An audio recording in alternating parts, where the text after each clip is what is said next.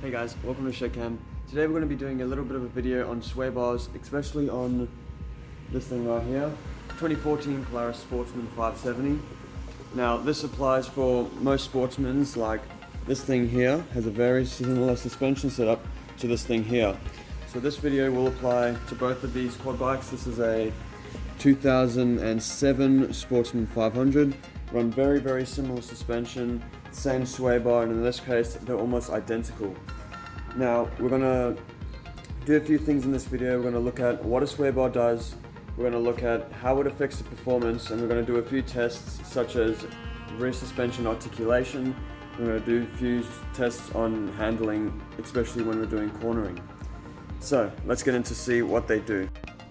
Now I do need to mention, this is purely just an information video. I'm not recommending you remove the sway bar at all. They were designed with the sway bar in, Polaris designed it that way and engineered it that way, and I recommend you leave it that way. However, this is just a bit of a curiosity test to see what it's like with the sway bar disconnected and see what they do. Now, if you've ever gone around to the back of your Sportsman 500 and 570, you'll see this thing here. That there is your sway bar. It runs from this upper control arm on the rear suspension to this bracket here. This bracket here is tied with a bar that runs all the way through to this side, and then again on this side you got another bar that attaches this upper control arm. Both of these control arms are always connected with this thing installed, and the purpose of that is to control movement on this wheel and control it with this wheel, so that when you're cornering, your body roll will want to do something like this. You'll want to turn. That is supposed to apply force downwards on this wheel to stop this one from going up, this one from coming down, and creating a whole lot of body roll, making you want to roll. Now, what that does do as well is it puts a massive damper on your articulation. When you've got an object underneath this wheel and an object underneath your front one, lifting these wheels, this wheel won't want to come up as much as the fronts do. You'll notice one front wheel will come up a lot, one will come down a lot, whereas this one, it won't come up all that much, and this one won't go down all that much. Now, one way to simulate this situation is by putting a jack under this one wheel to lift this up, therefore this will drop down. Now what we're going to do is we're going to jack this wheel up, see how high it comes up into the mudguard here, and then we're going to see how much this one comes down. This one will go down a lot, but I imagine this one is not going to go up much either due to this sway bar. Right, so I've just jacked up this wheel only, and you can see on the back here, this wheel didn't really compress at all. It is still almost fully extended, absolutely no movement in the back there. Same with this one here, all the way down. All that's happened is this entire bike has twisted like this. The suspension hasn't given in at all. However, if we go to the front now, you can have a look. You can see how much this wheel here has been tucked into the front and how far this one has come down. And that's because the front doesn't have a sway bar and the back does have a sway bar. So now, what we're going to do is we're going to disconnect one side of the sway bar, which will disconnect these two wheels. Run the same test again and see the difference. Okay, there we go. I've just quickly disconnected the sway bar here. You can see how this connecting rod here is no longer connected to the sway bar. So now we're going to go ahead and we're going to jack up this side again and see if there's a big difference in articulation. Okay, there we go, all jacked up now. You can see in the back here how this suspension is coming down on quite an angle compared to the chassis, whereas this one is coming off more flat. So we can see there that this wheel has compressed more. Now that the sway bar is disconnected and this one is still full droop, still getting lots of articulation in the front now. This is only a simulated test. Of course, this is going to change when you put weight on the back here. That's going to compress this suspension even more. And of course, when this side is also lifted up, weight is going to be distributed differently across the shocks. And then of course, jumps, riding at speed will also compress this differently. We're going to go out and we're going to take it for a bit of a ride. We're going to do some cornering tests with the sway bar disconnected. We're going to do some articulation tests to see how it's articulating now. And we're going to take it for a drive and I'll be able to say if it's any more comfier, if there's any sort of more instability going on with the sway bar disconnected. let's get into it. Now you can see here, you can see how this wheel has compressed more than this one. So that's showing that the sway bar is disconnected now. Even so, it's still resting on there because I haven't taken that fully out. We'll back up and just move this little rod out the way so we can do a proper test. There, now that that's out the way, you can see just how much this suspension is compressed now compared to this side. This side is almost full droop on here. This side is almost up in the guards there. So you can just see by doing that we've gained an incredible amount of articulation on this thing. So now we're going to go out on the tracks a bit, give it a bit of a test run, see what she rides like, if it's any more comfy, if it's any more unstable. Also going to pull a few little drifts, see if we feel a bit unsettled.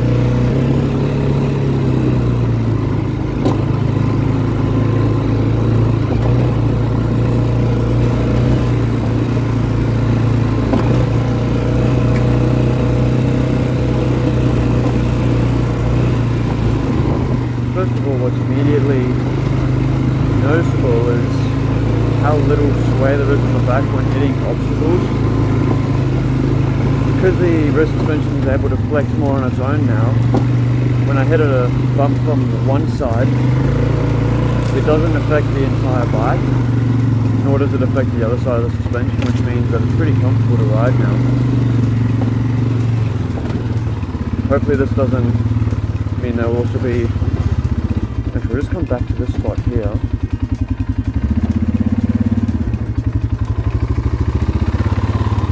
A little bit of a flex test there. See, this wheel's tucked in, this wheel's all the way down, this one's tucked in there, and then this one's dropped down as well. So there's also flexing a fair bit more, which is very good. See how she does on the rocks now.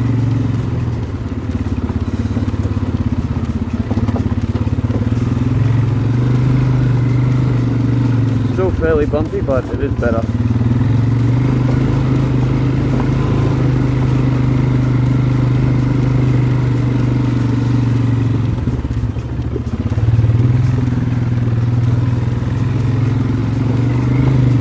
Alright, do a bit of high speed now, see how it's smooth.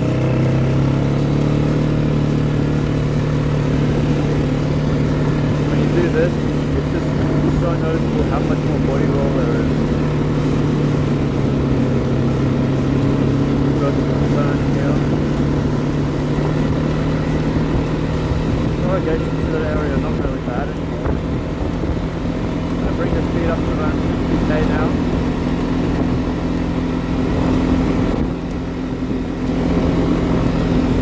Yeah, when you sway from side to side, you can definitely feel there's a lot of looser in the back there.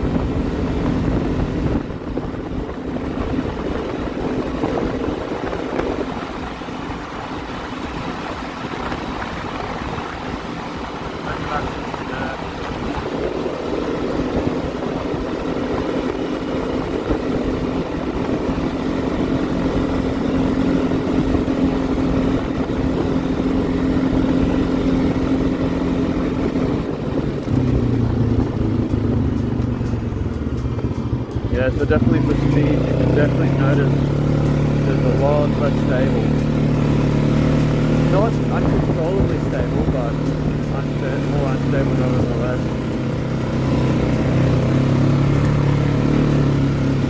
Taking hard turns like that, you can definitely feel it wanting to sway. Taking stuff like this now can be a fair bit more comfortable. Yeah, that's fine. Okay.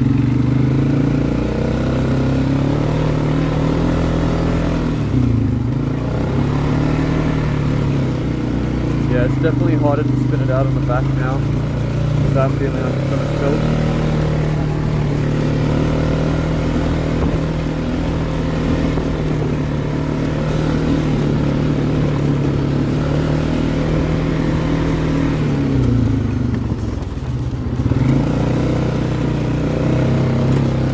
It's almost harder to take tight turns now, which is not an outcome I expected, but it is interesting to know.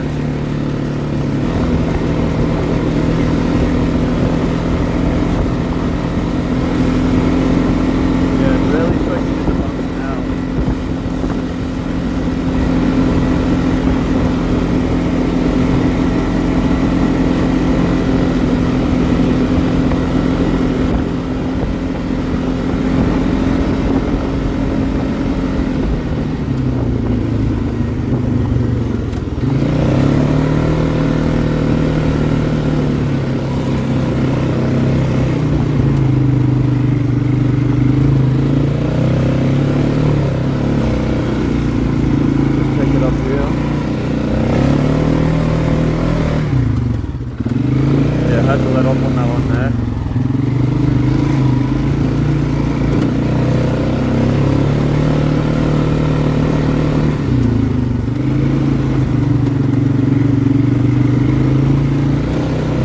Yeah, removing the sway bar is definitely,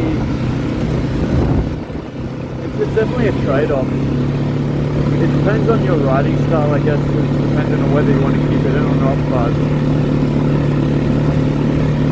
most of the time it's fine. You just got to sort of learn how to control it. You've got to be super careful when you come to turning. But as far as cruising one like this goes, it's a lot more comfortable.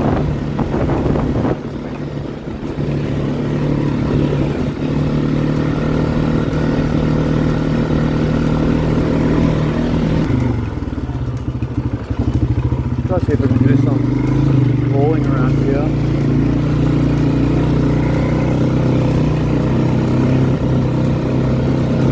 I like to try and find a nice technical spot so we can test how it flexes over the obstacles.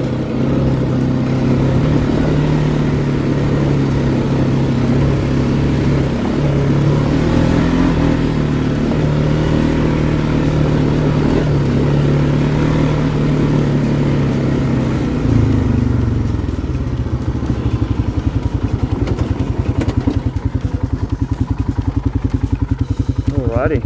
There you have it, guys. Well, there you have it, guys. That's an in-depth ride with the sway bar disconnected and my honest opinions of how it handles.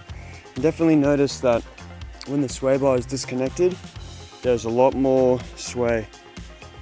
Especially when you're doing high speeds on the road and you rock it from side to side, you definitely notice there's a lot of body roll. Aside from that, it is a lot more comfy. The suspension honestly feels like it's had a massive upgrade in the back here when hitting the trails at speed. And I imagine when going over technical stuff as well, you're going to notice it's a lot comfier to drive. Probably heard a bit of knocking, and I'll explain what that is. When I rebuilt this thing, it had a bit of rust on the shafts, as you can see there. As you can see now, with all of this extra play in the back here, this shock has obviously been working a lot harder. And I've got oil dripping down everywhere. This is not because I've removed the sway bar at all, don't get me wrong. This is because my shocks were faulty from when I got the bike, but that's just an indication to show how much harder these shocks are working, which is a good thing because you want these shocks to work. That's what's taking up all of your shock. When they're not working, obviously you're gonna have a stiffer, harder ride. But yeah, if you enjoyed the video and found it really informative, please let me know in the comments. Give me a thumbs up on YouTube. Really appreciate it. If you want to see more videos with my quad bikes, please consider subscribing. It helps the channel a lot. And stay tuned because I got a lot more videos coming up. So yeah, and I'll see you in the next one.